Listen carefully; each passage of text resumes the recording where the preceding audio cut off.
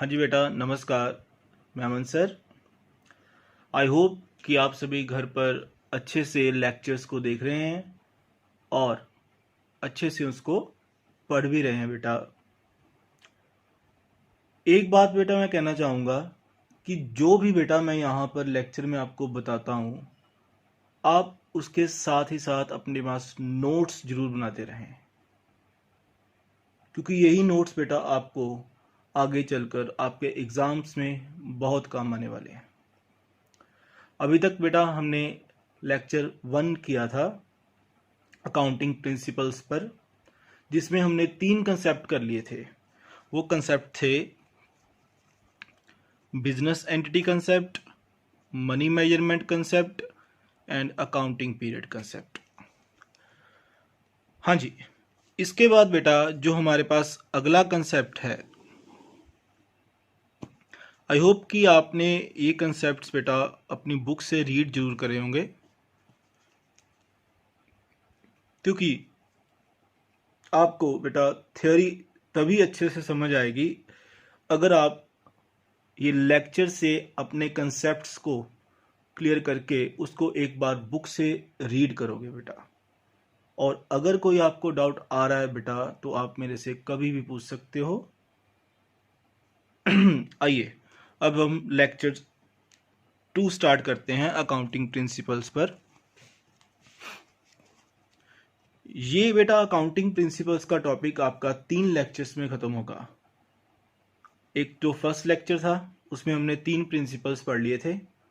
आज हम कोशिश करेंगे कि ज़्यादा से ज़्यादा आपको प्रिंसिपल्स इसके करवा सकें और आपने ये कंसेप्ट्स को अच्छे से करके और इसको अपनी बुक से रीड करना है और अपने पास नोट्स की प्रिपरेशन करनी है।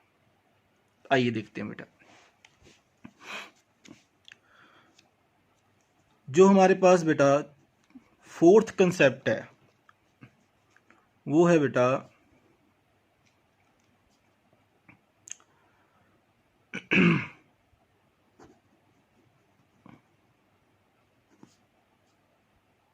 अक्रूवल कंसेप्ट, या इसको प्रिंसिपल भी बोल सकते हैं।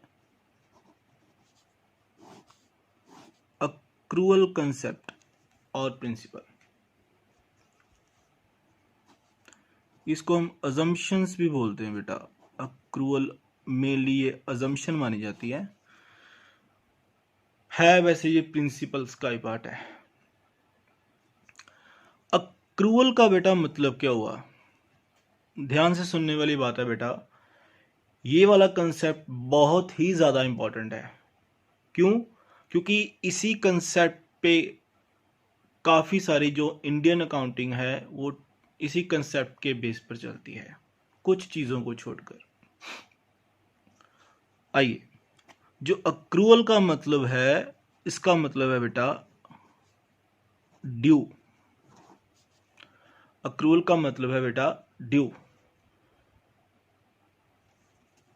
जितने भी बेटा हमारे पास अकाउंट्स बनते हैं वो अक्रूवल कंसेप्ट के बेस पर बनते हैं, और अक्रूवल कंसेप्ट का मतलब है ड्यू बेसिस पर। अब ये ड्यू बेसिस क्या है, ये चीज़ आपने समझनी है बेटा। ध्यान से सुनना बेटा।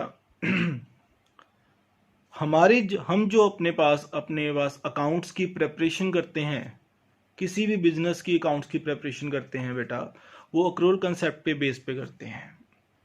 जिसका मतलब है हम जिस साल का कोई भी खर्चा हो या जिस साल की इनकम हो, हम उसको उसी साल में ही रिकॉर्ड करते हैं। कई बार ऐसा भी होता है बेटा कि कुछ खर्चा है जो इस साल का है, बट इस साल हमने उसको पे नहीं करा, तो इसका मतलब ये नहीं है कि हम उसको इस साल में रिकॉर्ड नहीं करेंगे, क्योंकि ये खर्चा इस साल का है, इस साल से रिलेट करता है, चाहे हमने नहीं पे किया फिर भी हम उसको इसी साल में रिकॉर्ड करेंगे। बात समझ में आती है? और कोई खर्चा मान लीजिए हमने एडवांस में पे कर दिया,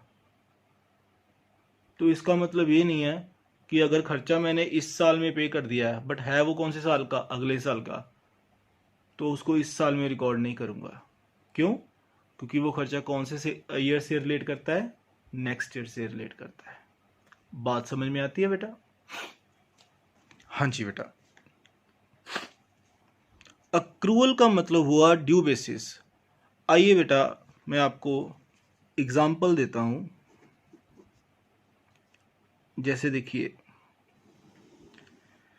जो अकाउंटिंग पीरियड कंसेप्ट था, आई होप कि आपको वो अच्छे से क्लियर हो गया है, क्योंकि अकाउंटिंग पीरियड कंसेप्ट में हमने दो चीज़ें बोली थी, एक कैलेंडर ईयर के बारे में, एक फाइनेंशियल ईयर के बारे में। जो हम अकाउंट्स बनाते हैं बेटा वो फाइनेंशियल ईयर के बेस पर बनाते हैं, और फाइनेंशियल ईयर हमारा अप्रैल से स्टार्ट होता है और 31 मार्च को क्या होता है, कंप्लीट होता है। तो हम उसी बेस पर ये कंसेप्ट बनाएंगे। देखिएगा, एक साल लगा लिया बेटा हमने 18-19, एक लगा लिया 19-20, एक लगा लिया 20-21। 18-19 का मतलब है ये 2018 से स्टार्ट हुआ और ये 2019 को जाकर ख़त्म हुआ। इसी तरह से ये 2019 को स्टार्ट हुआ अगला साल और 2020 को ख़त्म हुआ।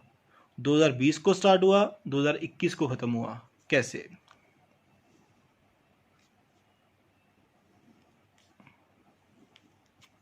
ध्यान से सुनना। ये डेट है बेटा 1 अप्रैल 18, क्योंकि मैंने आपको बोला है कि हमेशा फाइनेंशियल ईयर से ही हम अपने अकाउंट्स की प्रिपरेशन करते हैं। तो मैं इसमें फाइनेंशियल ईयर को लेकर आपको एग्जांपल समझा रहा हूं बेटा। ये बेटा मैंने 3 साल की एक टाइमलाइन बनाई है। इसमें बेटा 18-19 साल, 18-19 का मतलब है ये 1 अप्रैल 2018 को स्टार्ट हुआ और 31 मार्च 2019 को क्या होगा, ये खत्म होगा बेटा। इसी तरह से 1 अप्रैल 19 को ईयर स्टार्ट होगा और 31 मार्च 20 को ये खत्म हुआ, और 1 अप्रैल 20 से जो तीसरा साल स्टार्ट हुआ वो 31 मार्च 2021 को खत्म होगा। और जो हमारा करंट फाइनेंशियल ईयर चल रहा है बेटा वो वैसे तो हम इसमें मान के चलते हैं कि हमारा करंट फाइनेंशियल ईयर है 2019-20। This is our current financial year. हाँ जी बेटा, बात समझ में आती है? This is our current financial year. अगर ये हमारा करंट फाइनेंशियल ईयर है, करंट ईयर का मतलब है जो हमारा इस साल, जो हमारा साल चल रहा है अभी बेटा, उसको हम बोलते हैं करंट ईयर। और क्योंकि ये फाइनेंशियल ईयर है इसलिए हम इसको बोल रहे हैं करंट फाइनेंशियल ईयर। अगर ये करंट ईयर है, इसका मतलब जो इसके पिछले वाला साल था वो क्या हुआ बेटा, वो प्रीवियस ईयर हुआ। This would be the previous year, previous financial year. और जो इससे अगले वाला साल है, ये साल अभी आने वाला है, आया नहीं है बेटा, ये हो गया बेटा फिर next year, next financial year. ये 3 साल हो गए हमारे पास। एक जिस साल के हम अभी अकाउंट्स बना रहे हैं बेटा, एक जो पिछला साल निकल चुका है, एक जो एक अगला साल अभी आएगा। आइए अब देखते हैं बेटा। मान लीजिए जैसे कि आपको पता है कि बिजनेस में खर्चे बहुत सारे होते हैं। एग्जाम्पल के तौर पर ये सारी चीजें आपने आगे आगे करनी है। अभी तो बड़ी बिल्कुल ही स्टार्टिंग है बेटा आपकी। आप सभी चीजें अच्छे से अंडरस्टैंड करेंगे। जैसे मैं कह रहा हूं कि किसी भी बिजनेस में कुछ खर्चे होते हैं, जैसे कि हम लेबर को क्या पे करते हैं, वेजिस पे करते हैं। लेबर को जो हम पैसे देते हैं उसको हम अकाउंट्स में वेजिस बोलते हैं। ऐसे ही हम अपने बिजनेस की एडवर्टीजमेंट करते हैं, उसका खर्चा होता है। और ऑफिस के कुछ खर्चे होते हैं, इलेक्ट्रिसिटी का बिल होता है, मशीन चलती है उसकी पावर कंज्यूम होती है, और फैक्ट्री में कोल गैस वाटर ये यूज होता है बेटा। ये सारे क्या है बेटा, खर्चे हैं हमारे बिजनेस के। इसमें से मैं एक खर्चे को लेके चल रहा हूं। मान लीजिए हम रेंट पे बात करते हैं। हम जो फैक्ट्री चला रहे हैं बेटा, जो हम फैक्ट्री चला रहे हैं, वो फैक्ट्री किस पे है बेटा? रेंट पे है। और इस फैक्ट्री का एक मंथ का रेंट कितना है? 10,000 रुपीज। हम जो फैक्ट्री चला रहे हैं बेटा वो रेंट पर है। और दूसरी बात, इस फैक्ट्री का रेंट कितना है? 10,000 रुपये पर मंथ। पर मंथ का मतलब कि एक महीने का हम 10,000 रुपये किराया देते हैं अपनी फैक्ट्री का। इसका मतलब ये हो गया बेटा, अगर 10,000 रुपये एक महीने का रेंट है तो एक साल का रेंट कितना बन गया फिर? 10,000 मल्टीप्लाई बाय 12, ये बन गया 1,00,000। ये तो 12 लाख लिख दिया मैंने, 1,20,000 रुपये। This would be the full year rent. एक साल का ये रेंट है। किसका? जो हम फैक्ट्री चला रहे हैं। अभी जो बात समझने वाली है बेटा, मान लीजिए कि जैसे ये टाइमलाइन है 19-20 में, ये कितने मंथ का है बेटा? ऑब्वियस है, जो एक साल है वो 12 मंथ्स का होता है बेटा, ठीक है। और इस साल में मैंने कितना रेंट पे करना था? ऑब्वियस है, अगर एक साल का एक मंथ का 10,000 है तो 12 से मल्टीप्लाई करके कितना बन गया? वो 1,20,000 का वो रेंट बन गया। बट मान लीजिए मैंने अभी तक 10 महीने का ही रेंट दिया है,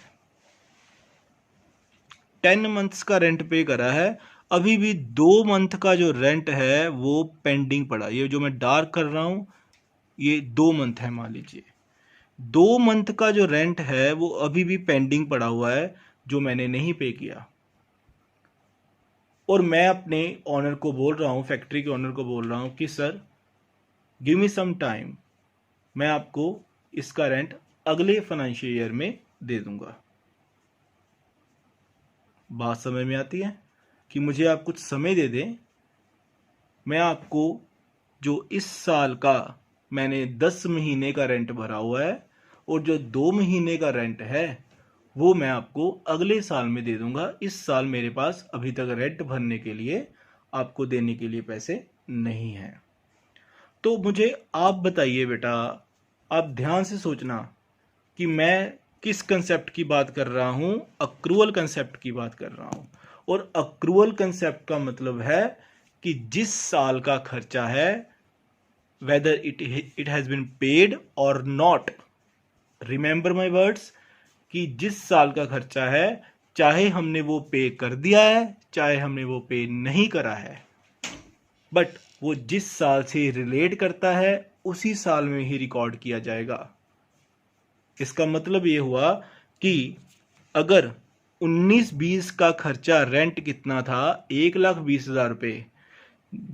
जबकि मैंने 19-20 का रेंट पे कितना करा है अभी तक, क्योंकि मैंने 10 मंथ का पे करा है, तो कितना बन गया बेटा? वो 1,00,000 रुपये। अगर एक महीने का 10,000 है तो 10 से मल्टीप्लाई करोगे तो कितना गया? 1,00,000। तो बात ये समझने वाली है कि मैं इस साल में 1,00,000 का रेंट शो करूंगा?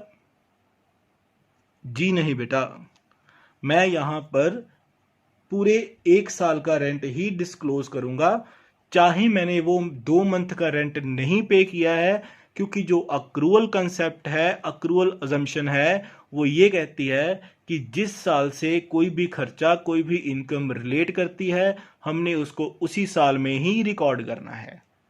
और क्योंकि ये 2 मंथ का रेंट 19-20 से रिलेट करता है, इसको मैं 19-20 में ही रिकॉर्ड करूंगा, चाहे वो बंदा मुझे 20-21 में वो रेंट दे रहा है।